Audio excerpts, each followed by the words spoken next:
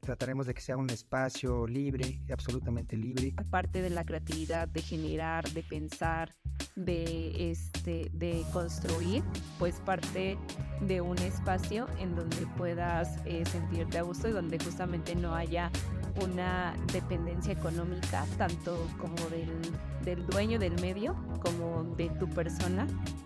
Definimos Todo en Contra como un espacio de periodismo colaborativo. Sin embargo, creo que también es una iniciativa que está en construcción y que la idea es que pueda ir abarcando más aspectos. Creo que es muy importante tocar algunos temas, explotar, ¿no?, la experiencia de lo que se ha vivido y poder compartirla con personas como mis compañeros y como quien nos pueda observar, ¿no? Reuniones constante, balance, escuchar la voz de todos y todas quienes participan en este proyecto, investigar, comprometernos. Creo que pues básicamente eso, ¿no? Creo que así, o sea, y para mí sí es muy importante el trabajo colaborativo y colectivo. Es un espacio, digamos, construido para el Valle de Toluca, que también pues quisiéramos que siga avanzando, que pueda involucrar a más personas, pero por lo pronto nos parece importante esta parte local porque justo es donde nos hemos desarrollado los padres. Para mí es una experiencia absolutamente nueva. A mí realmente antes no me interesaba para nada, pero veo que pues es un medio muy poderoso, ¿no? Que nos puede ayudar a generar cosas, a hacer cosas importantes, a posicionarnos de cierta forma, a dar a conocer lo que nosotros proponemos. La invitación está abierta y pues creo que también quizá a largo plazo podemos experimentar otros formatos, así, donde también personas que quizá no les interesa tanto o no les gusta salir en un programa o a la cámara, pero sí tienen cosas que decir, sí tienen investigaciones que mostrar, puedan también tener un espacio para vertir pues esos trabajos de investigación, reportajes, entrevistas, crónicas.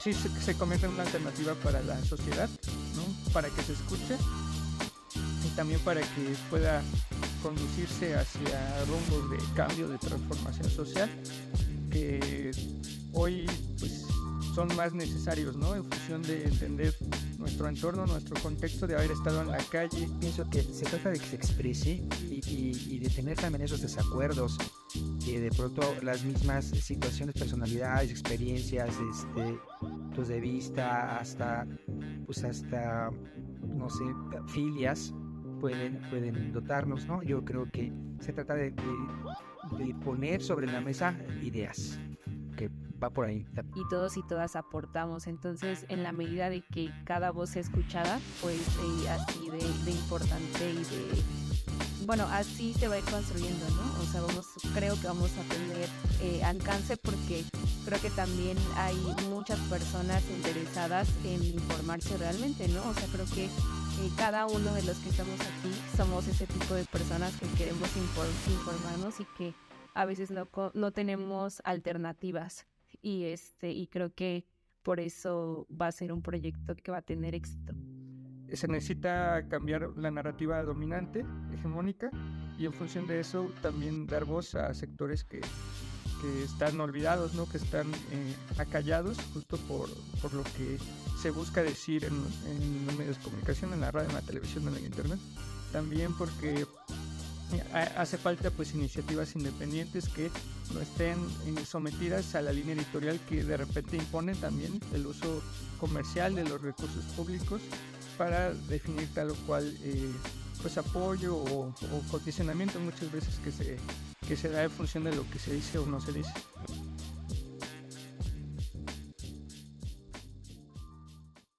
Nos presentamos Miguel, con Carlos y Ali. Esta noche estaremos hablando sobre pues este proceso electoral. Vamos a comenzar hablando sobre para qué votar, qué es la democracia. Pues creo que primero tendremos que partir como de lo más general, ¿no? De este concepto de democracia que se tiene en la sociedad actual y que pues tiene mucho que decir, ¿no? Primero, cuando uno le nos preguntamos qué es democracia, pues recurrimos usualmente, no sé, al concepto etimológico de demos y cracia, de el poder del pueblo. Quizá podemos hablar un poquito más, decir que es un sistema político que representa los intereses del pueblo, que en el cual se eligen a los gobernantes y que la soberanía recae en el pueblo, ¿no? Ese es como el concepto al que todos recurrimos, pero me parece que contrasta mucho con una realidad que es muy distinta a este concepto de libertades y democracia donde se supone que vivimos. Y en primera instancia me parece que ese sería lo primero a analizar. Es decir, cuando se habla de libertades democráticas que están establecidas en la Constitución y se habla de una serie de derechos, en la vida de los hechos esos derechos están negados para la gran mayoría de la población, ¿no? Si hablamos de la nueva generación o de las que vienen, pues tenemos prácticamente anulado el derecho a la jubilación, prácticamente anulado el derecho a que está establecido o estaba establecido en la Constitución, el derecho a la vivienda, ¿no? El derecho a la salud, pues para la gran mayoría ahora sigue siendo pues, un privilegio, ¿no? Sobre todo en aquellos casos costosos. Y entonces si volteamos a ver la política y el proceso electoral, pues también es un derecho parcial, ¿no? En el sentido de quién puede y quién no participar, ¿no? Que me parece que ese sería también un elemento a analizar. ¿Cómo llegan los candidatos a ocupar esos espacios, ¿no? Y me parece que en el fondo tiene que ver con un tema económico, ¿no? Es decir, gran parte o prácticamente la totalidad de estos candidatos, ¿no? Llegan ahí porque son apadrinados políticamente, económicamente, pero no está viendo las posibilidades para que la gran mayoría pueda acceder, ¿no? a esos cargos. Y cuando volteamos a ver lo que debiese de ser un proceso de cambio o que se ha hablado desde la propia llegada del gobierno de López Obrador y analizamos esta parte sobre lo electoral, pues también vamos a encontrar una serie de aspectos que no han llegado a modificarse, ¿no? Que es justamente, y ahora que se analiza el tema de la reforma electoral, las posibilidades que pudiera haber o no para que la gente pudiera acceder, ¿no? a estos espacios. Y entonces volteamos a ver la propuesta que se plantea y fundamentalmente está ceñida a recortar los gastos, ¿no? Pero no hay las posibilidades para que se puedan generar nuevos partidos políticos, ¿no? De manera, digamos, equitativa o posible para la gente. Y tampoco, pues, para que las candidaturas individuales que se están independientes, pues se pueda acceder a ellas, ¿no? Entonces, prácticamente es también imposible que se pueda llegar a estas candidaturas. Y un caso es este que pueden ver en pantalla, que es el de los aspirantes a candidatos independientes en el Estado de México, ¿no? Que hubo 4, pero pues les fue imposible. Y eso que estamos hablando de empresarios, ¿no? O sea, estamos hablando de gente que tiene posibilidades económicas y ni siquiera llegó a registrarse, ¿no? Eso habla, pues, de un proceso completamente cerrado, ¿no? Donde es imposible, pues, reunir la cantidad de firmas, reunir una estructura y competirle a partidos que tienen presupuestos millonarios y el control político de muchas instituciones, ¿no? Entonces, bajo esos elementos, creo que tendríamos que cuestionar esta idea de democracia y de que realmente pues existe una participación pues abierta y democrática para todos, ¿no? Entonces, luego, ¿qué tendríamos que señalar? Pues esta parte de cómo, y voy a lo largo del programa voy a tratar de cuestionar algunas ideas que justamente los medios de comunicación de repente colocan y que me parece que generan una imagen falsa de cómo realmente es el proceso político y cómo realmente es este concepto de democracia, ¿no? Y me referiría al tema de la clase política, ¿no?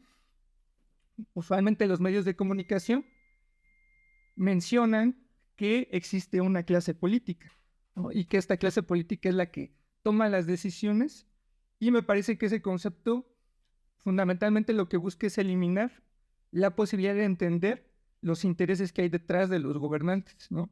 De prácticamente enfocar, poner la luz solamente en la responsabilidad de aquellos políticos que están ahí y niega también el hecho de que existe realmente en el fondo una clase social económicamente privilegiada y que es la que determina gran parte de la vida política y económica del país y del mundo, ¿no? Y porque vivimos en una sociedad capitalista donde la concentración de los medios de producción se da en unas cuantas manos, donde la gran mayoría, que sería la clase social de los desposeídos, de los trabajadores, pues solamente tienen su fuerza de trabajo.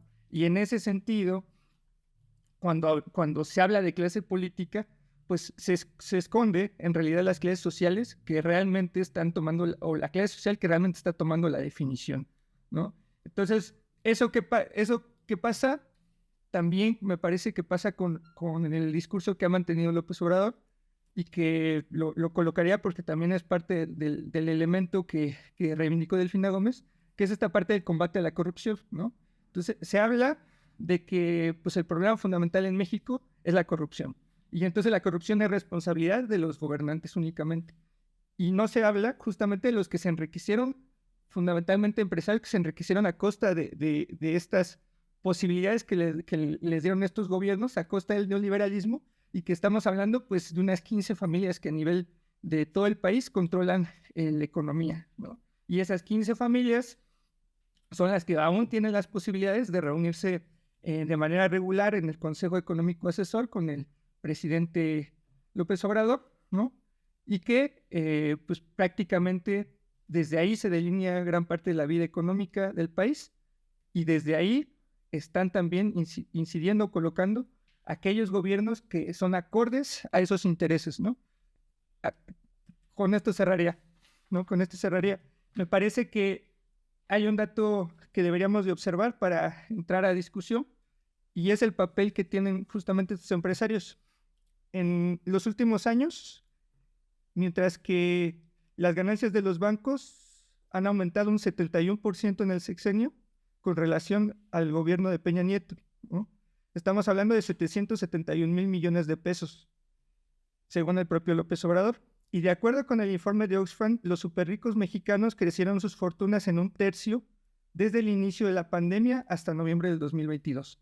Es decir, yo creo que estas condiciones de este gobierno, de esta transformación, son mejores para los empresarios, y por lo tanto también están recurriendo a estos cambios porque el prismo, digamos, la estructura se llenó de corrupción, se llenó de imposibilidad también para legitimarse con la población y para poder seguir siendo una opción, ¿no? Entonces, creo que eso también influye. Evidentemente, el voto y demás tiene un peso fundamental, la participación social, pero creo que tenemos que considerar justamente los intereses empresariales que hay detrás de lo que se dice democracia. Yo quiero agregar, apuntar algo de este análisis que nos ha dado Carlos. Es que los 30, 25 años que llevamos de ser un régimen democrático, porque de 1929 al año 2000 era una dictadura, ¿no? A Octavio Paz no le gusta decirle dictadura, le gusta decirle régimen autoritario, pero era una dictadura claramente con todas sus formas, ¿de acuerdo? Yo creo que en los últimos 20 años, 25 años que se formó este régimen democrático en México, el engaño empresarial más grande de la democracia fue decir que democracia era votar, ¿no? En la televisión, en los medios, en todos lados, democracia era igual a votar. La gente en México entiende democracia igual a votar. Ese fue el gran triunfo de la clase empresarial, enseñar que la democracia era solamente ir a votar, y después dejamos de lado la participación ciudadana, de exigir a los gobernantes que realmente cumplan, que se ciñan a sus programas de gobierno, que presenten sus programas de gobierno y lo cumplan. No, eso no hay, eso no existe. Porque como bien dice, los intereses que priman son los intereses empresariales, ¿no? Y también quisiera, ya vamos a apuntar para pasar con Miguel, es que en estos últimos 30 años la democracia nació en clenque, ¿no? No le dieron su suficiente ácido fólico, como un niño, como un bebé. ¿Qué pasa cuando un bebé nace sin ácido fólico? Se enferma cada rato, nace todo flaco, ¿no? Cuando la mamá lo desteta, se enferma. Y eso pasó con la democracia mexicana. No le dieron su suficiente ácido fólico cuando parieron ahí al INE como en el 91, 94, y es lo que tenemos ahora, ¿no? Un organismo y organismos locales, pues que medio funcionan a veces, ¿no? Protagonistas que no deberían de ser, ¿no? Y centrados a solamente la votación. No, al ratito voy a profundizar un poco más con esta idea. Pues, O sea que, no, bueno, solamente a mí me gustaría como señalar que en esta parte de qué es la democracia, que como un pequeño resumen de lo que comentaba Carlos sobre cómo es que justo la democracia en este sistema económico, por lo que entendí de lo que nos comentaba Carlos, es un está construida para unos cuantos, ¿no? O sea, en realidad, digamos que, no sé, las leyes, cómo está escrita, quizá podría ser diferente, ¿no? Porque justamente creo que la democracia, tal y como está ahora, incluso escrita en las leyes y todo eso, pues sí tiene que ver más con la participación ciudadana, ¿no? Pero justo creo que también el papel de los medios de comunicación, el papel de las autoridades, de los gobernantes, de la gente que tiene, digamos, este poder económico y político, nos ha hecho creer o ha hecho creer a la ciudadanía que la democracia se agota en el voto, ¿no? Y que si tú vas y votas y no ganan, digamos, la candidato que tú querías, pues ahí se acaba el proceso y te tienes que joder, ¿no? Cuando en realidad, pues justamente, aunque es complicado, esta parte de las candidaturas independientes que bien menciona Carlos, que han sido, digamos, utilizadas por empresarios también, o incluso por los mismos políticos, porque Teresa Castel se postuló ya como candidata independiente, ¿no? Pero creo que justamente, digamos, no conocer estos procesos y no impulsar ciudadanamente, digamos, un candidato, pues tiene que ver con el desconocimiento, pienso yo, ¿no? O con la información que a veces se hace llegar de que únicamente la democracia se agota en el voto, cuando, o sea, creo que justamente tendremos que hablar de eso, ¿no? Que no es así y que aparte también está, pues no sé, atrapada o sujeta, no sé cómo decirlo, en estos grupos específicos que la saben utilizar a su conveniencia. Sí, ¿qué nos ibas a decir, Miguel? no, pues ya lo dijeron. Entonces tenemos una democracia que es prófuga de Laszlo Ford. ¿No? Karen, desde lo público. En resumen. ¿No? Entonces, yo sí estoy de acuerdo en casi todo lo que dicen. Pero vamos a las cifras, ¿no? Son muchas y la verdad no me las aprendí. Pero miren, Morena decía que tenía 25 puntos de ventaja cuando empezaban las campañas, ¿no? No sé qué tan buenas fueron sus encuestas, etcétera, pero finalmente se instauró la idea de que había 25 puntos de ventaja, lo cual en términos hasta de deportivos quiere decir que es inalcanzable, prácticamente inalcanzable. Sin embargo, el resultado final del 4 de junio indica que Alejandra del Moral y Delfina Gómez tuvieron sí, apenas 8 puntos, ¿no? Y yo me acuerdo cuando a las 6 de la tarde de ese día, de este domingo, salieron ambas a dar sus declaraciones de ganadoras y que no sé cuántas. Y la verdad es que las dos tienen caras de muerta, ¿no? Y su equipo, caras de muerto, ¿no? Entonces, todavía más allá de los resultados que quisiéramos haber tenido cada quien, el mensaje era, lo dudamos, no sabemos, ya perdimos, ¿no? Finalmente Morena pues fue más astuto, creo, y contrató o el financiero les hizo ahí un favor de dar un primer dato que era de 17 puntos de ventaja, ¿no? A las 18 con 0,1 minutos de esa jornada, el financiero saca ese reporte. Entonces ya hay un dato, que prefigura, que previene, que te dice, que te lanza la idea de que Morena ganó. Pero realmente en las 18 horas no había conteo, ¿no?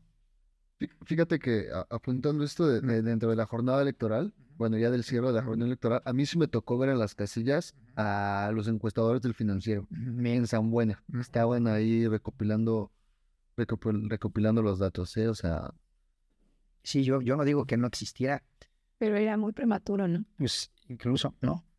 Entonces, bueno, finalmente, no importa, es solamente una anécdota, pero también tiene que ver con una manera de trabajar el triunfo, ¿no? O de trabajar la jornada. Y eso, por supuesto, que influye en el ánimo de quienes participamos o de quienes observamos, etcétera, ¿no?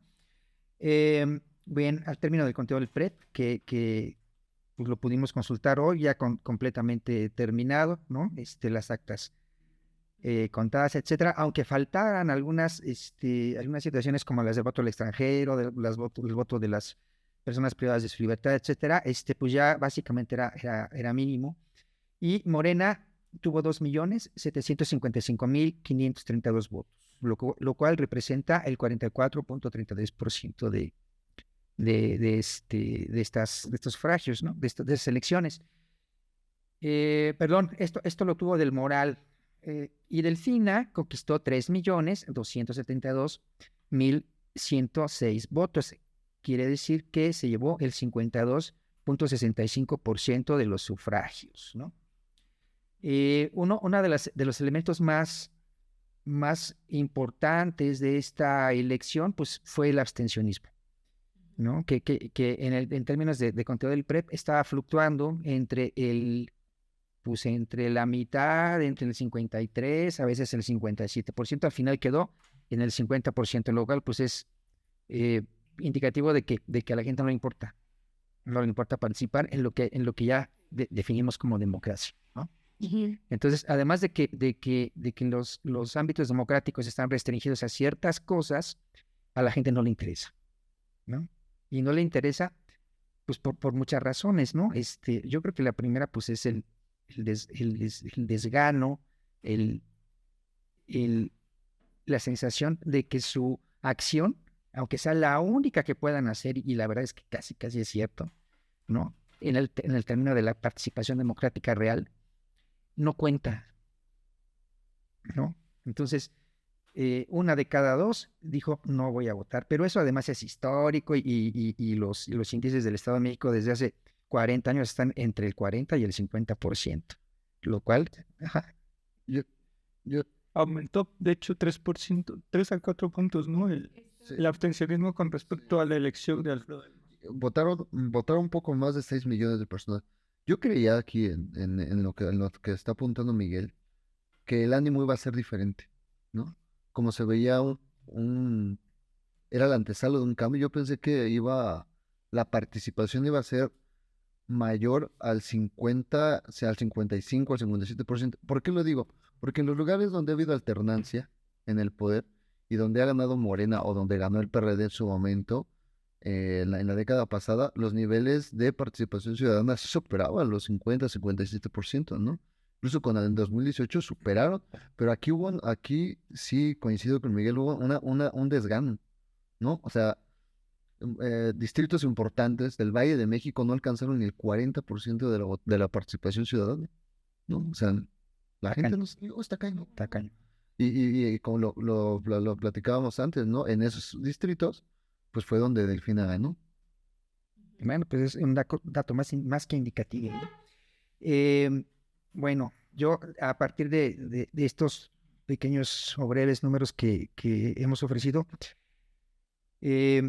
saqué algunas conclusiones, ¿no? Y la primera, pues es pues creo que la más elemental, y es que esta fue una elección de votos duros, ¿no?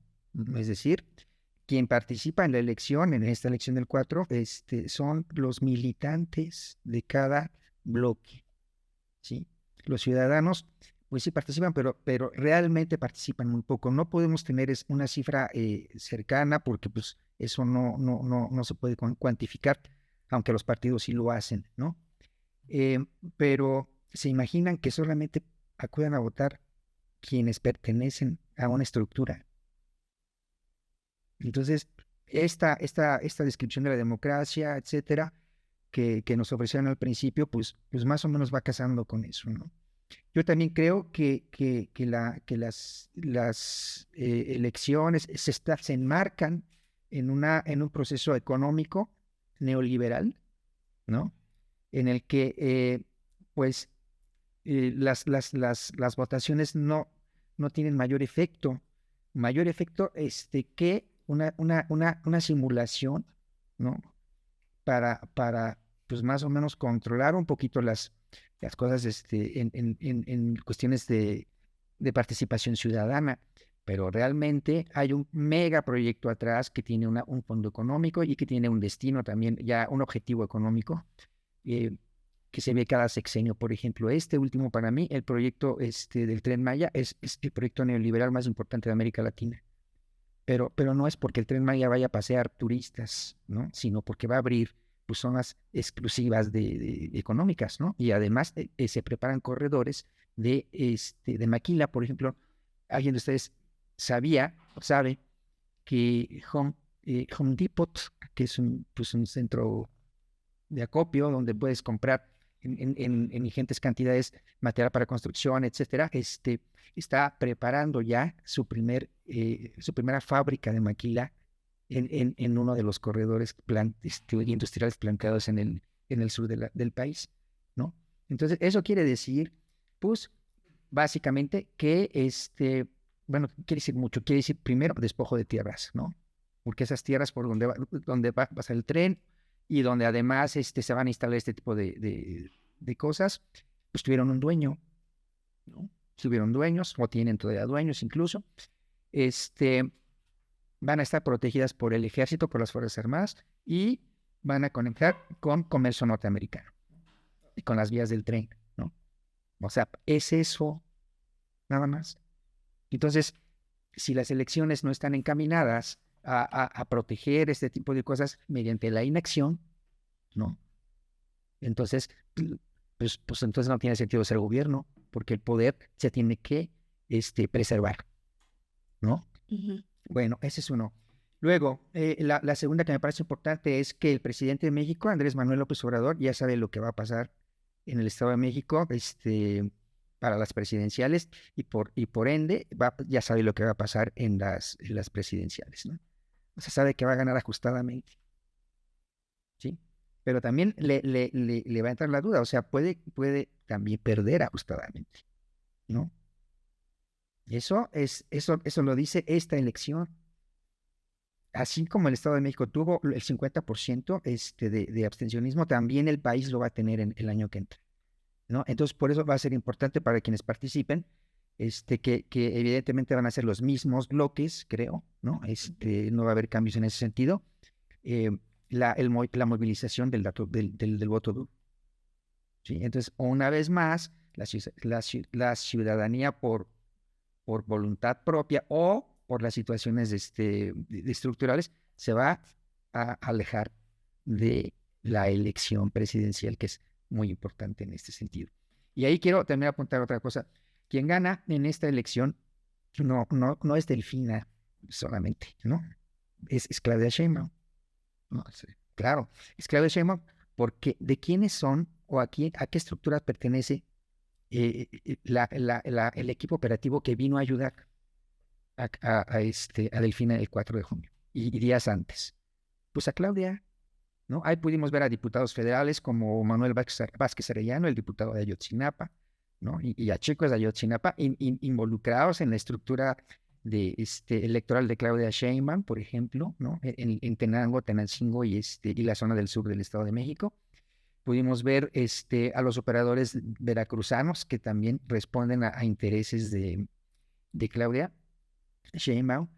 E incluso pudimos ver a operadores que son o fueron compañeros de la juventud muy lejana de la jefa de gobierno del Distrito de la Ciudad de México, también apoyando en situaciones así. Entonces, yo creo que evidentemente hubo más operativos en los días anteriores. A partir del 21 de mayo estaban ya en tierra mexiquense. Ese equipo que va a apoyar, en sus manos va a caer por lo menos la operación del Estado de México, ¿no? Eso es pues un anuncio, ¿no? Hoy Marcelo Ebrard dice que renuncia, ¿no? A su cargo en el gabinete del gobierno federal y que va a buscar pues, el nombramiento. Yo creo que los mensajes ya están dados, ¿no? va a ser Claudia Sheinbaum la candidata de Morena, y yo creo que Marcelo Ebrard va a tomar el ofrecimiento que ya tiene de Movimiento Ciudadano, ¿no? Y para los intereses por ejemplo, del presidente López Obrador, está bien, porque entonces no va a tener un candidato, va a tener dos. Y si por angas o por mangas uno no funciona, pues yo creo que la oposición en ese sentido no tiene ni un candidato que le haga sombra a cualquiera de estos, ¿no? Entonces se despedazarán entre ellos dos, pero entre ellos dos estará el primero y el segundo lugar, ¿no? Y cualquiera que gane va a responder al interés de, pues básicamente, de afianzar la cuarta transformación, porque pues es lo único que prometen, ¿no? Finalmente, ese es el punto que están externando Claudia y Marcelo, al decir o al expresar su interés por participar. Vamos a afianzar la cuarta transformación, o sea, más allá de otras cosas, ¿no? Ali. Yo, el análisis que veo es la cuestión territorial de Morena ahora, con 23 gubernaturas, ¿no? 23 gubernaturas y teniendo el Estado de México como la joya principal, ¿no? Así estoy de acuerdo con lo que dice Miguel y lo comparto, que fue una elección de estructuras, ¿no? En 2017 Morena no las tenía, ¿no? En 2017 hubo lugares, tú decías, ¿no, Carlos? Que ganó Del Mazo con el más del 99 o 99% de los votos, ¿no? Y ahora no, incluso perdió Tlacomulco, ¿no? Perdió Tlacomulco, perdió pues, en Toluca. en Toluca, fue a... Perdón, sí. Toluca ganó, está muy contento Raimundo porque mantuvo... Pues eso es su tarea. Es su tarea. Él sí se sintió, porque Caca. Del Mazo no, Las cajas de cerillos con los 1,000 pesos. Fue su tarea. Entregaban dinero con cajas de cerillos. Sí. Allá del PRI, esas cajitas, ¿no? Sofisticado. Pero bueno, en esta parte de las estructuras, fundamentalmente es una estructura clientelar, ¿no? La que se está consolidando y que se empujó de mejor forma, o Morena lo empujó, pues desde hace año y medio, ¿no? Aquí en el Estado de México particularmente había pasado que prácticamente se anuló todos los apoyos al campo, ¿no? Desde el terreno federal, y el Estado de México también lo abandonó, ¿no? El año pasado reactivaron eso y hubo una entrega masiva de fertilizantes, ¿no? En los sectores rurales. Al mismo tiempo hubo entrega de recursos todavía Delfina como secretaria de Educación, las entregas a las escuelas en casi todas las zonas rurales, al menos del Valle de Toluca, donde yo conocí, que obviamente como es esta parte del recurso directo, fueron recursos de 1 millón, de 2 millones de pesos que manejaron los padres de familia para arcotechos y demás.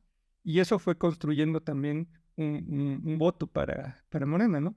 O sea, a eso le sumamos toda la parte de, pues, los jóvenes construyendo futuro, toda la parte de los adultos mayores y algunos otros programas, digamos que más pequeños que están ahí, pues en realidad creo que sí rompió, digamos que inicialmente ya la estructura clientelar que tenía el priismo, y ahora se la disputa, ¿no? Ahora mucho más agresivamente, porque Delfín en su programa planteó la parte de aumentar el salario rosa, ¿no? Entonces va a ser el primer, el triunfo que va a tener, a agarrar esa estructura, ¿no? Del salario rosa, y desde ahí pues proyectar algo que ya pues, va a ser imposible para bastante tiempo que estos sectores del prismo pues puedan recuperar eso, ¿no? Porque desde ahí creo que van a amarrar gran parte del capital político, porque es el único programa junto con los que tiene que ver con jóvenes, que ahí está planteando un par, ¿no? Que están pensados para fortalecer una estructura clientelar. Pero a ver, vamos viendo, ¿no? O sea, el título del programa es el improbable cambio, ¿no? Hoy el Financiero sacó una encuesta diciendo que habían pesado más los programas federales que los programas estatales, ¿no? Entonces, con lo que está diciendo eso, pues que va a haber una combinación, ¿no? Bueno, una combinación, una unión entre los programas federales y los programas estatales que va a aplicar Delfina y los que trae ya el gobierno federal, ¿no? Entonces, sí va a haber un cambio de figura, ¿no? O sea, los programas van a estar, pero no vas a ver un cambio de figura, ¿no? Pero entonces, yo pregunto, ¿no? ¿Está bien o está mal que estas personas, que las personas aquí, que los ciudadanos, que los mexiquenses reciban esos programas o que no los reciban? Porque solamente va a ser para crear una maquinaria electoral que va a beneficiar a Morena en 2024. No, pues, o sea, yo creo que el problema no es que los reciban o no los reciban, ¿no? Sino el problema de fondo tiene que ver con para qué se está utilizando. Y que justamente yo diría que eso tiene que ver con lo que mencionábamos bueno, lo que mencionaba Miguel de la abstención. O sea, creo que gran parte de las personas de la ciudadanía que no salió a votar y que no veía una opción en ninguna de las dos candidatas, ni en Morena, a pesar de que dice ser el cambio, justamente tiene que ver con eh, pues, con cómo se ha conducido también el gobierno federal, ¿no? O sea, el gobierno federal, pues sí tiene sus fans, AMLOs, los AMLovers, etcétera, pero también hay muchas personas, muchos ciudadanos críticos, mucha juventud, muchas mujeres que le confiaron su voto y que se sintieron, digamos, justamente defraudados porque sintieron que no sucedió el cambio, ¿no? O sea, justo de lo que ahorita estamos hablando, ¿no? El improbable cambio. Y que ahora dijeron, bueno, pues es que no tenemos una opción, o sea, no hay una opción real, no queremos que siga el PRI, pero tampoco tenemos una opción para votar. Entonces, pues creo que las cifras lo dicen, ¿no? Decidieron a final de cuentas no votar, porque también creo que pues justamente como en este panorama, pues las personas, la ciudadanía en general dicen, bueno, pues ¿para qué vamos a votar si de todas formas las cosas no van a cambiar? Creo que, o sea, yo más o menos como que veo ese análisis, aunque pueda ser un análisis, digamos, sencillo de la ciudadanía, pues creo que ese fue el sentimiento que, que se dio, ¿no? O sea, yo escucho en el transporte público, escucho en las calles, escucho, por ejemplo, a los trabajadores que dicen, pues, ¿para qué, no? Y creo que, pues, por eso digo, ¿no? O sea, está bien eso de los apoyos asistenciales y todo eso, creo que sí aportan en el sentido de que pueden ayudar a la ciudadanía. Por ejemplo, ese tema del salario rosa, ¿no? O sea, sí puede ser una ayuda, digamos, para una mujer, pero, o sea, no pasa de eso, ¿no? No pasa de ser una ayuda y no pasa de ser una miseria y no pasa de que sea un voto a costa, pues, de la necesidad de las personas, ¿no?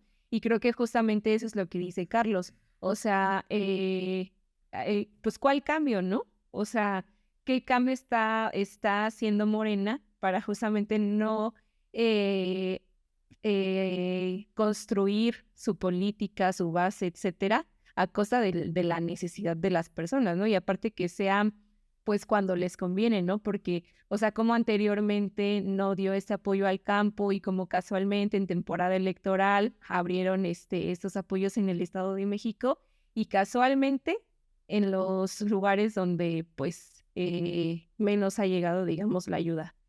Entonces, bueno, yo así como que lo voy pensando y lo voy analizando, pero creo que justamente como para, digamos, ir pensando, cerrando este bloque del abstencionismo y también pensar, pues, qué papel tienen los medios de comunicación, ¿no? O sea, cómo los medios de comunicación también influyeron, cómo los medios de comunicación, pues, hicieron las coberturas y, pues, digamos, cómo eso ha influido tanto en la ciudadanía como para seguir perpetuando estas cúpulas de poder de ciertos grupos políticos, ¿no?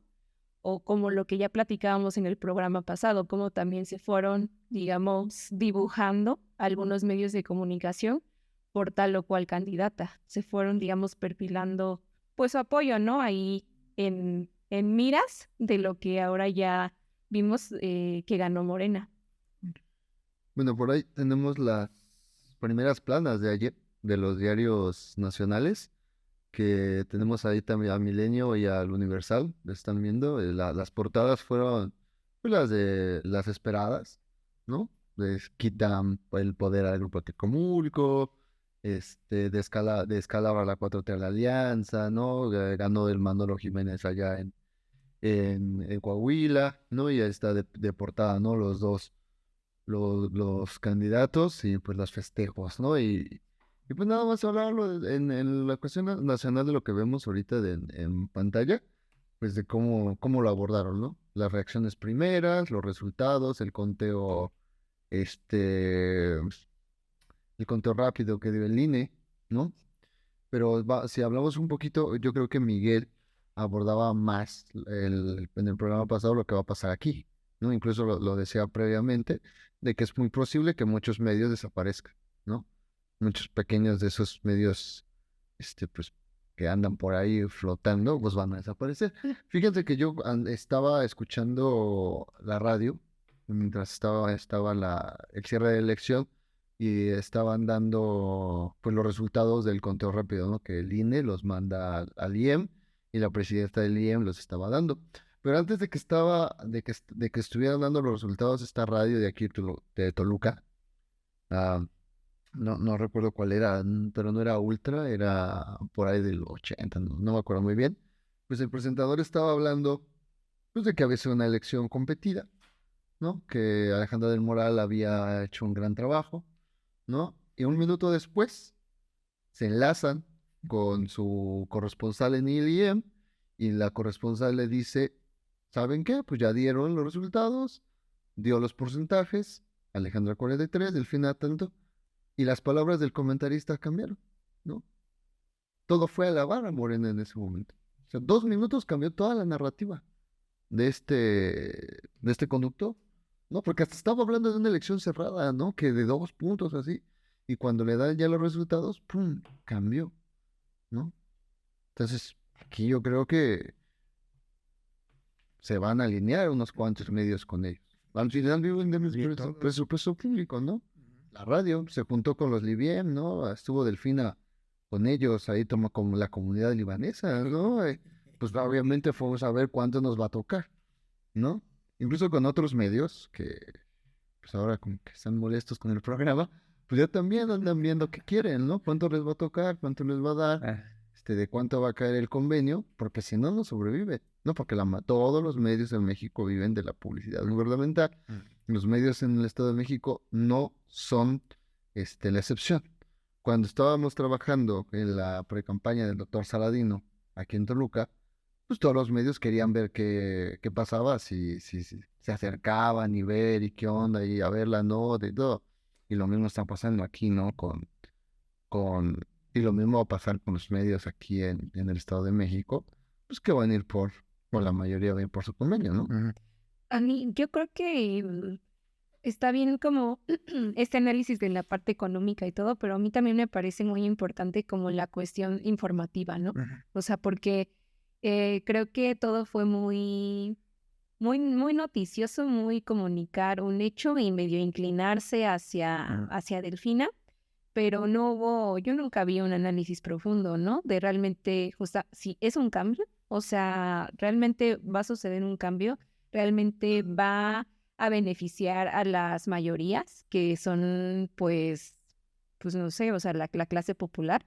Yo nunca, o sea, más o menos como se intenta tocar desde ese punto que ya mencionaba Zurdo, de pues cuál ha sido la línea discursiva del presidente, desde abajo a los desposeídos, no más corrupción, etcétera. Y creo que intentaron llegar a ese sector de la población a través de Delfina, diciendo pues que es una maestra honesta, que viene desde abajo, que viene de una familia trabajadora, a la que le costó pues mucho darle educación a sus hijos y a sus hijas. Pero pues más allá de eso, como de ese discurso, digamos, incluso como hasta sentimentalista de identidad, o sea, de crear identidad de yo soy como tú y porque soy como, o porque en algún momento fui como tú, te voy a entender. O sea, más allá de eso, pues no hubo nunca un análisis, ¿no? Con cifras, con datos duros, con profundidad de lo que, pues porque al final ese tendría que ser el papel de los medios de comunicación, ¿no? Incentivar esa duda, esa crítica, esa participación de la ciudadanía. Y pues yo, sinceramente, no lo vi. Sí, a mí me parece que justamente en el fondo existen elementos más estructurales, ¿no? Como es la cuestión de que a nivel incluso internacional estamos atravesando ya casi una segunda crisis muy pegada al tema de la crisis que se desató en el marco del COVID, una crisis económica mundial en la que ahora es más necesario para el sistema capitalista, para los empresarios, pues modelos económicos como el que se está desarrollando aquí en México y el que se está planteando en el programa de Delfina, que tiene que ver con esta parte del estado de bienestar. Y yo lo plantearía por lo que comentaba allí. O sea, pues sí, claro, evidentemente para la población es mejor tener un recurso, ¿no? El problema es que en el fondo, ¿qué es lo que se está construyendo, no? Y se está construyendo, pues, un estado de bienestar en función de qué? De que se mejore el poder adquisitivo de la población para que pueda haber consumo interno, para que justamente esos empresarios puedan salir adelante, digamos, en sus ganancias. Pero el problema es que cuando la crisis arrecie, pues donde van a descargar es finalmente en la población, ¿no? Y lo único que está haciendo el gobierno es contener esa arremetida, digamos, que de recortes a personal, de eliminación de, digamos, que condiciones que hoy se tienen a nivel laboral para precisamente presionar el tema de las ganancias, ¿no? Y entonces la construcción de este estado de bienestar pues también es temporal y me parece, ¿no? Es temporal y corresponde a un momento económico en el que quieren salir a flote eh, frente a las propias contradicciones que están en la estructura del sistema, ¿no? Y entonces el tema es, creo yo, que la población no puede desmovilizarse porque eso es lo que está pasando, pues, ¿no? O sea, justo porque reciben 1,000 pesos, 2,000 pesos, pues entonces ya no hay que pelear, por ejemplo, por el tema de la jubilación, ¿no? O sea, porque ya hay 4,800 pesos que el gobierno federal va a dar, entonces ya no le exigimos que se garantice ese derecho, que es mucho más allá de esos pesitos, ¿no? Que se dan cada 2 meses. Y que además son temporales. Y que son, bueno, pues temporales, creo que ya está establecido como un derecho, ¿no? Como un derecho universal. El problema es lo de fondo, o sea, ¿dónde está lo que debería de aportar el empresario? ¿Dónde está justamente pues las posibilidades de una vida digna, ¿no? Porque pues, finalmente de eso pues apenas podrás sobrevivir 80 pesos al día, ¿no? Que es lo que en promedio puede recibir un adulto mayor. Entonces, yo diría, ese es como un ejemplo de cómo entender que en el fondo no podríamos caer en la parte, hablando de los programas, no podríamos caer en la parte del conformismo, de la desmovilización y de creer que eso es un cambio, ¿no? Sino más bien justamente cuestionar estos elementos estructurales. También apuntando en esta cuestión de los medios y sumando lo que dijo la compañera Janet, pues nadie cuestionó, ¿no? Nadie cuestionó lo de las candidatas y ni lo van a hacer porque no les convenía. No, pero además hubo entrevistas, o sea, no te las dieron. Yo sí solicité entrevistas a ambas y me dijeron, vamos a ver, vamos a ver, vamos a ver. Y claro que no la dieron, o sea, prefirieron los foros como hoy, ¿no? Como Venga la Alegría, porque Con Marta de baile. Marta de baile, porque evidentemente la cobertura pues es con el World Ranking, es más amplia y además también se da un mensaje, o sea, Televisa está contemplado, ¿no? En la consecución de los convenios, ¿no? Entonces, en ese sentido no va a cambiar nada, ¿no? Yo tengo, pues no sé, a lo mejor 30 años viendo elecciones, ¿no? En algún momento cubriendo activamente bien los procesos electorales, intermedios, presidenciales, de gobernador, etcétera, y siempre, y siempre es lo mismo, ¿no? Quiero decir que quienes participan en los mítines y van a hacer bola y todo, pues son los pobres. Bueno, eso se hace desde 1929. Sí, nada más que yo digo lo que he visto, y siempre la propuesta es, ¿no? Vamos a cambiar el estatus de pobreza. Entonces, ¿qué hace inferir eso? Pues básicamente que pues el aspecto nuclear de un negocio, del negocio del poder público, pues es el cultivo de la pobreza, Sí, claro. ¿no? Entonces, si tenemos una entidad con los suficientes pobres, entonces estamos garantizando a nuestro partido político, a nuestro plan político, etcétera, pues una mina de oro, un invernadero donde estamos cultivando los votos que vamos a necesitar Y también vamos a generar como granjas, ¿no? Donde como animalitos vamos a recibir nuestros 2,000 pesos que los menciona Zurdo, ¿no? Además, pues es obvio, es evidente que la pobreza genera condiciones otras, ¿no? O sea, son condiciones transversales, por ejemplo, que, bueno, pues el hambre, la inseguridad, el analfabetismo, la deserción escolar, las oportunidades inexistentes, la inseguridad social, pues, etcétera, ¿no? Entonces, si pusiéramos nosotros en los análisis sesudos que hacemos y políticos, etcétera, a la pobreza como el factor central, ¿no?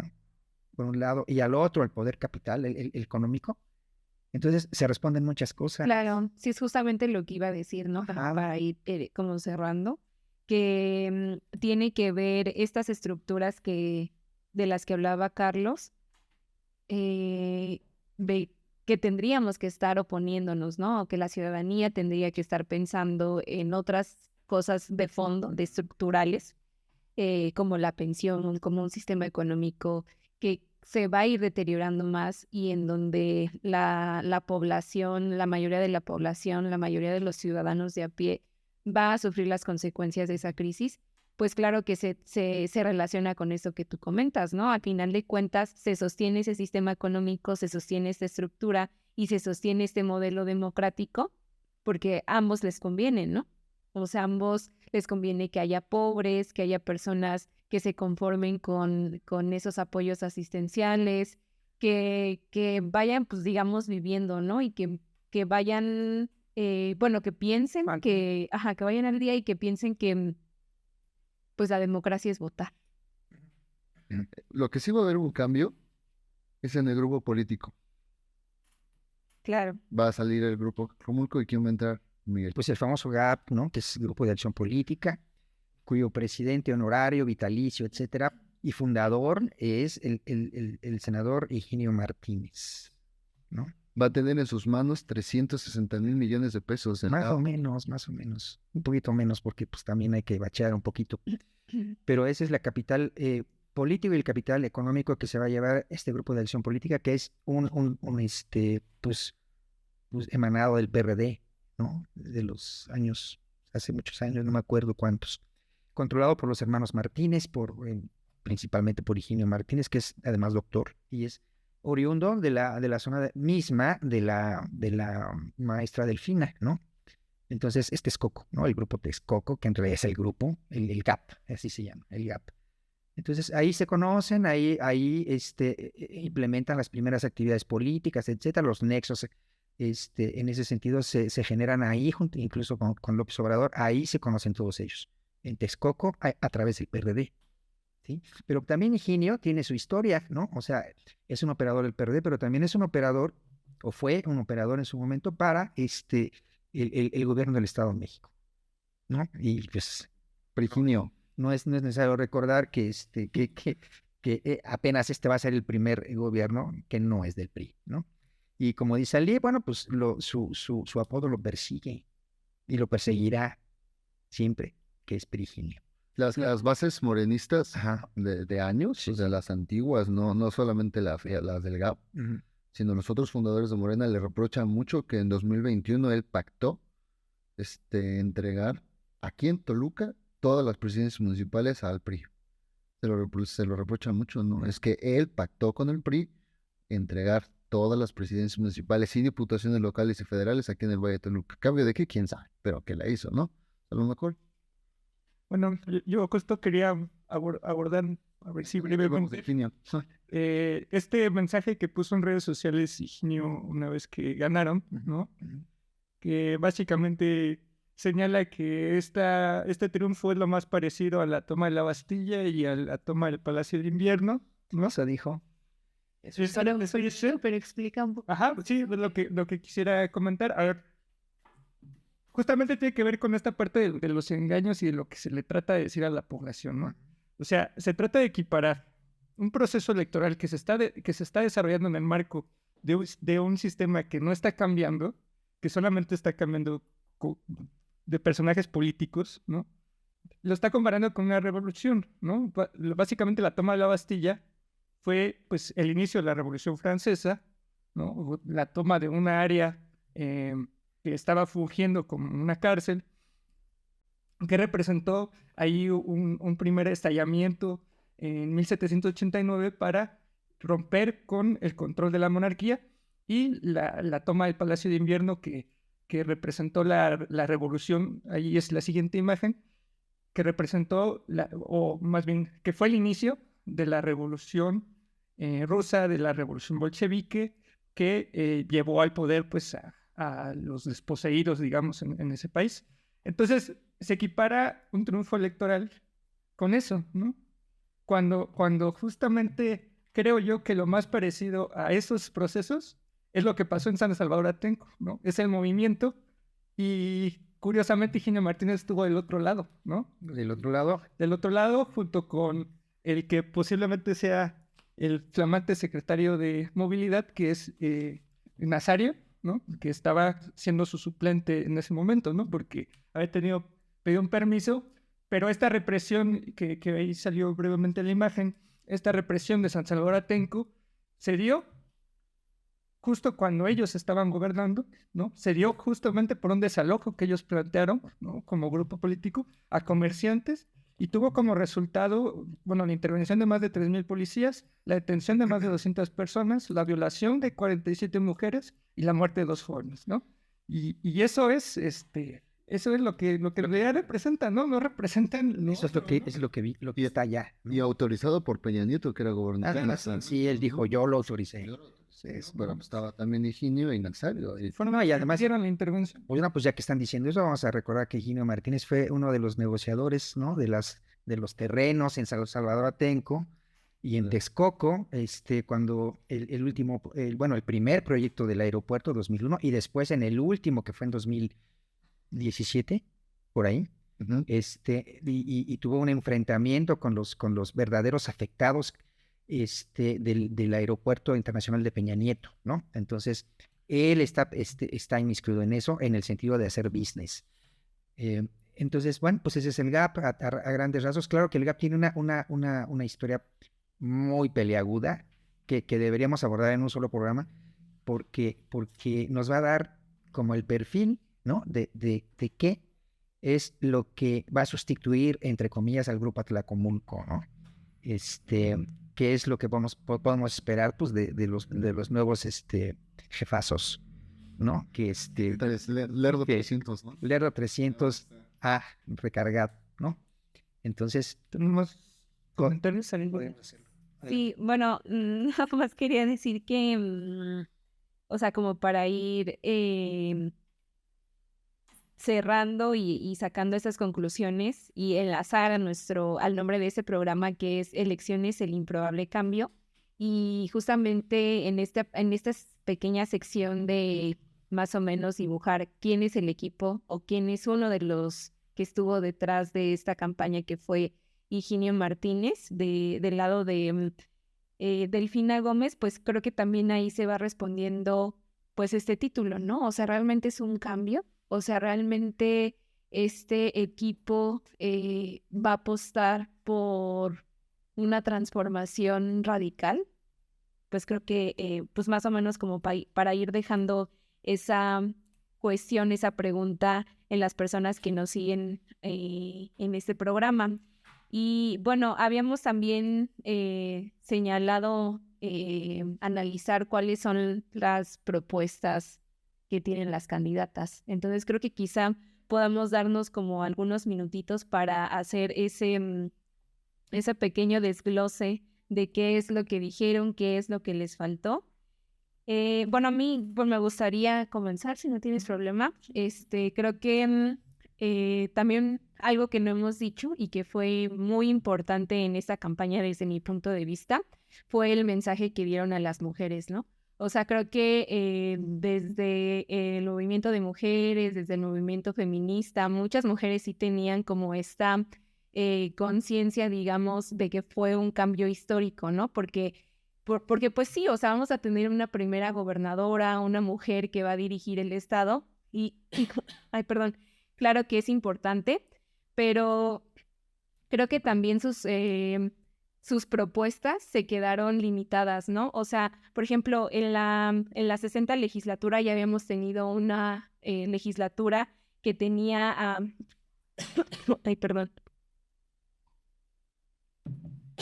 a morenistas como principales operadores y le fallaron a las mujeres, ¿no? Porque no aprobaron el aborto. Entonces, pues no sé, a ti, ¿qué te gustaría comentar? Sí, bueno, hay algunas propuestas que tendríamos, yo creo que seguir el siguiente programa para detallar, pero me parece que justamente tenemos que entender la propuesta del proyecto en función de los intereses que ya trazamos y también observar algunos aspectos fundamentales. A mí me parece que habría que entrarle al tema de medio ambiente por una parte, porque justamente en lo que está proponiendo, si se cumpliera, ¿no? Entraría en contradicción con intereses empresariales, ¿no? Un caso, el tema del río Lerma, ¿no? Y entonces la exigencia debiese justamente, bueno, del lado de la población, pues de que se garantice eso, que está diciendo que se va a sanear, ¿no? Pero ahora, ¿cómo se va a sanear, no? O sea, ¿quién va a pagar por el desastre ambiental que generaron las empresas en el corredor industrial, ¿no? ¿Se les va a sancionar? ¿Se va a modificar las leyes para que ellos paguen con impuestos más por contaminación, etcétera, etcétera, etcétera, ¿no? ¿Cómo se va a abordar también la parte de esto que dice la no privatización del agua, ¿no? La no privatización del bosque. Ayer, ¿no? Ayer una movilización importante bloqueó por 4 horas la carretera México-Toluca porque los comuneros están exigiendo una atención al tema de la tala ilegal. Y los que hemos estado ahí en la región, pues y los testimonios que da la gente, es que ahí la Guardia Nacional ha hecho presencia solamente para promocionarse, para pasearse, ¿no? Pero la tala se sigue dando, ¿no? Que a nivel federal están en pleno conocimiento de lo que está pasando en la región de San Juan Atzingo, en toda la región de lo que le llaman bosque de agua, y la tala sigue, ¿no? Y son grupos de poder, vinculados al crimen organizado y demás, que siguen intocables y que pese a que incluso algunos presidentes municipales de Morena lo han denunciado, pues no ha habido cambio, ¿no? En Temoaya, en esa región, también porque es parte del bosque de agua, se ha planteado. Y bueno, ese es por poner algunos elementos de los temas que debiesen de ser para la sociedad, pues como una bandera de lucha y de exigencia, porque si ahorita no se empieza a cuestionar la forma en la que se plantee, pues eso obviamente se va a ajustar a solamente intereses empresariales. Y bueno, el último aspecto que mencionaría es la cuestión del transporte público, ¿no? Que creo que es uno de los casos más graves, porque ni siquiera se planteó una política crítica o por lo menos, no sé, que llamara a la población para que se entendiera que va a haber un cambio en las condiciones del transporte, ¿no?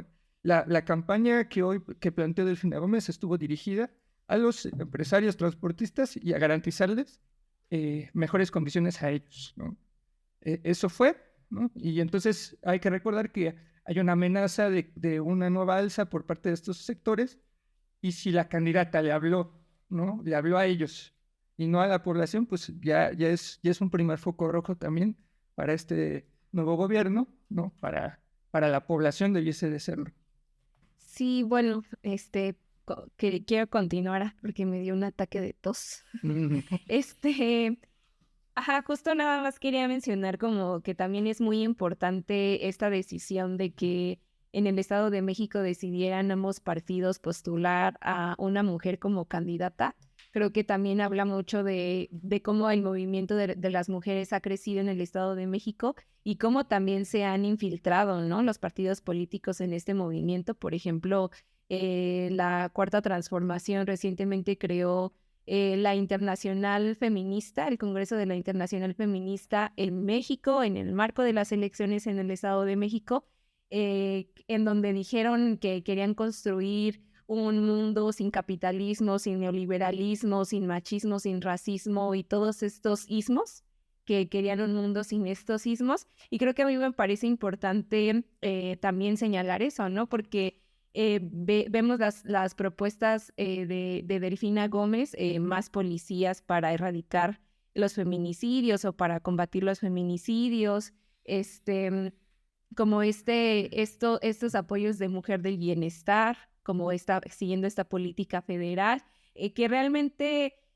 pues no resuelve, digamos, los problemas de fondo que mencionaba muy bien Carlos, pero que sí de algún modo impactan, ¿no? En esa cuestión muy identitaria. Yo veo todo como muy identitario de conectar, digamos, con cierto sector de la población, que en este caso fueron las mujeres, y para mí, o sea, el análisis que yo hago es que las candidatas sí ganaron. O sea, las candidatas se metieron al movimiento de mujeres, muchas se fueron con una o con otra, trabajaron para las campañas, y digo, o sea, no necesariamente tiene que ser algo negativo, ¿no? Sino más bien creo que tendríamos las mujeres que estar analizando todas estas vertientes, todas estas cuestiones que se dan en estas elecciones y que al final justamente bueno, desvían, ¿no? A la ciudadanía, a las mujeres de poder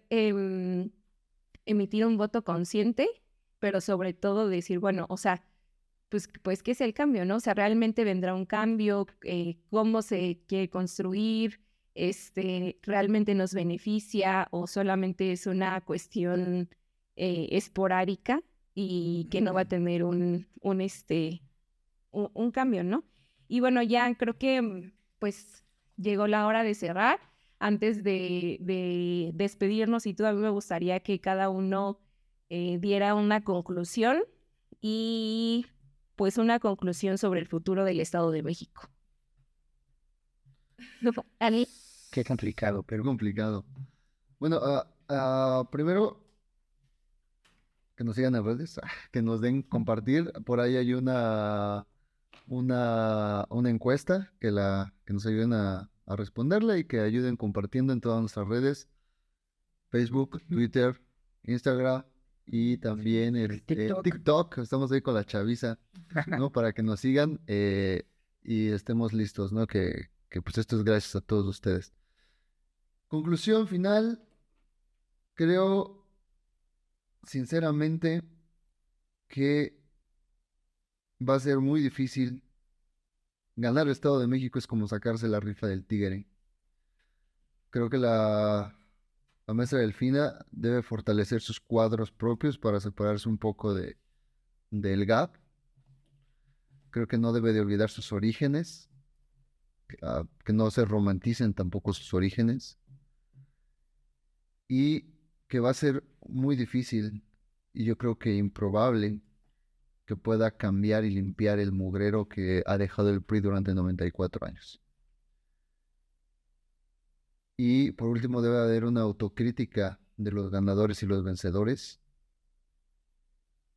Y cerrando, creo que la sociedad, no la sociedad civil, toda la sociedad, todos los ciudadanos deben de estar exigiendo que se cumplan los programas de gobierno. Creo que eso es parte esencial de la democracia, y que no podemos, pese a que simpaticemos o no con el movimiento, ser omisos de lo que ellos plantean, ¿no? Hay que exigir que cumplan, hay que estar al pie del cañón para ver lo que hacen. Ese sería como Carlos. Bueno, antes de pasar a Carlos, para ver si pueden ir respondiendo estas preguntas en sus comentarios finales. Pao Chiapas dice: compañeros, ¿consideran que la llegada de Morena a Edomex posibilitará mejor coordinación Edomex-CDMX? Elizabeth Trinidad: el programa de Jóvenes Construyendo el Futuro es clientelar, no busca resolver los problemas graves de nuestra sociedad como el desempleo, no va a cambiar la lógica federal aplicada en el nuevo gobierno estatal. No en lo más necesario e importante. La juventud seguirá como becaria, recibiendo un monto mensual y un servicio médico afiliado como estudiante. No hay obligación para los empresarios que tienen el 70% de becarios para formalizar contratación durante o después del año de capacitación. Ni con el servicio médico se va a poder ahorrar para vivienda ni jubilación. ¿A quién le construyen el futuro? ¿A los empresarios? Es su comentario. Y Arturo: con el nuevo gobierno, ¿qué va a pasar con la aplicación de la justicia a funcionarios que han cometido fraudes, como Alejandra del Moral, los saqueadores del ICEMIN, la estafa maestra que arrastra Alfredo del Mazo, etc. Los sobrecostos y mala calidad en la construcción del tren interurbano.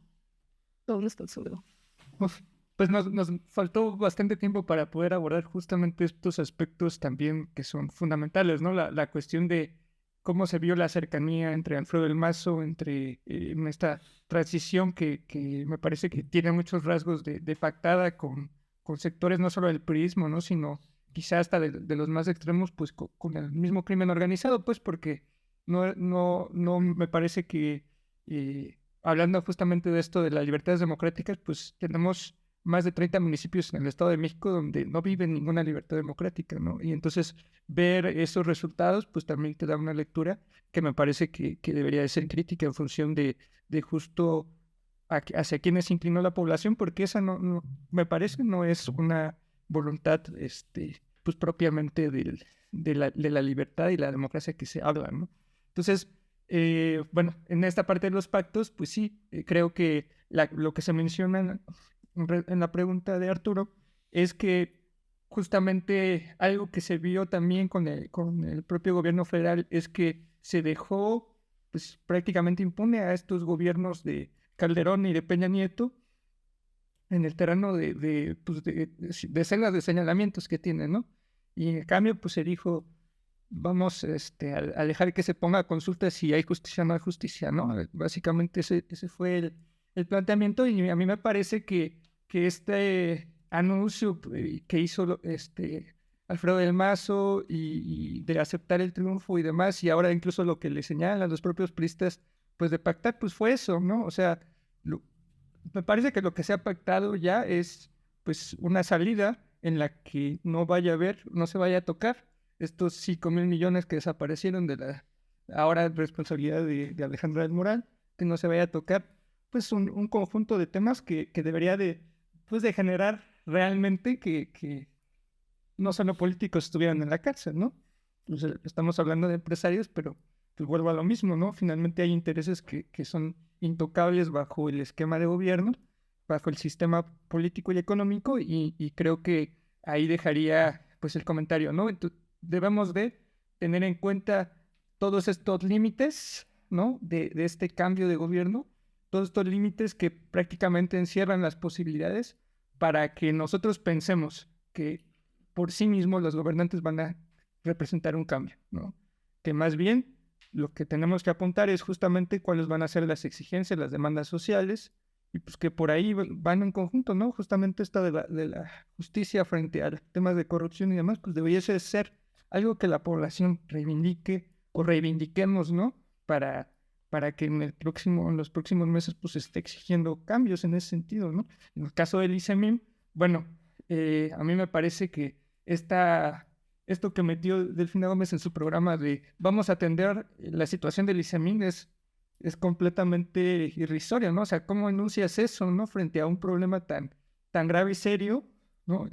En vez de pues proponer una salida, dices, bueno, vamos a atender el problema, pues no le está diciendo nada a los derechohabientes. Entonces, creo que ese sector también que protestó, que ha cuestionado al gobierno actual, pues debiese de seguirlo haciendo, porque si se confía, creo que esto de atender va a terminar como ha venido siendo, porque al final el Poder Legislativo con mayoría morena también formó parte de este problema. Miguel. Pues, bueno, yo sí quisiera puntualizar que este no es un gobierno de izquierda, que es un gobierno neoliberal. Y también quiero puntualizar que las promesas, ¿no?, que se hacen en las campañas, pues justamente se hacen para ganar las elecciones, no para cumplirse. Entonces, ese punto es muy importante que se tenga muy presente. Por otro lado, yo también considero que ya está probado que este sistema de gobierno, este sistema de elecciones, etcétera, pues no permite cambios, ¿no? Los cambios de fondo, los cambios estructurales, los cambios importantes no se van a resolver aunque queramos, aunque haya un intento de este gobierno de Delfina por tratar de mejorar o de subsanar, no se va a conseguir porque el propio sistema, la estructura no lo permite, ¿no? Incluso a lo mejor lo quiere hacer, o está genuinamente comprometida con eso, pero no va a poder. Y esto me lleva a pensar también o a concluir que la verdad es que Delfina y sus aliados, o sea, Higinio Martínez y Horacio Duarte y los que están ahí, realmente no conocen el tamaño del monstruo que es el Estado de México. O sea, quizá es tan complicado como gobernar a todo el país en completo, ¿no? O sea, el Estado de México está cañón, tanto por sus habitantes como la problemática del narco, como el dinero que recibe, que es cada año, los presupuestos que mencionaste, 360,000 millones de pesos al año. ¿Cuántos tráileres de chela son eso? ¿No? No tenemos absolutamente idea de lo que significa 360,000 millones de pesos. Y yo creo que ellos tampoco, ¿no? Pero bueno, la ventaja que ellos tienen es que los van a manejar. Entonces, creo que esas conclusiones podrían como pintar más o menos de cuerpo entero lo que yo creo que va a suceder. La llegada al Estado de México de Morena coordinará mejor con la Ciudad de México, pues evidentemente sí, ¿no? Se va a transformar el Estado de México en uno de los principales pues, proveedores, promotores, financieros de esta entidad y además también del gobierno federal, ¿no? Entonces, eso va a pasar, ¿no? Sí, pues bueno, hasta aquí concluiríamos este segundo programa que se tituló Elecciones, el improbable cambio. Creo que justo por lo que escucho la conclusión es que pues va a ser, es un cambio, es muy complicado que se dé un cambio en estas condiciones, ¿no? En las que está ahora mismo el Estado de México. Y pues nada, pues muchas gracias a todas las personas que nos siguieron esta noche. Recuerden seguirnos en todas nuestras redes sociales, Twitter, Facebook, Instagram, todo en contra. Y pues también me gustaría señalar que pues este es un esfuerzo colaborativo de periodismo independiente que surge justamente por la necesidad de que no había o sentíamos que no había medios de comunicación que pudieran traer este tipo de debates y análisis a la ciudadanía. Entonces, pues gracias por sintonizarnos, por vernos, por escucharnos y pues nos vemos en el siguiente programa. En nuestras redes sociales estaremos informando de qué es lo que vamos a hablar, qué es lo que vamos a analizar. Muchas gracias a todos y buenas noches.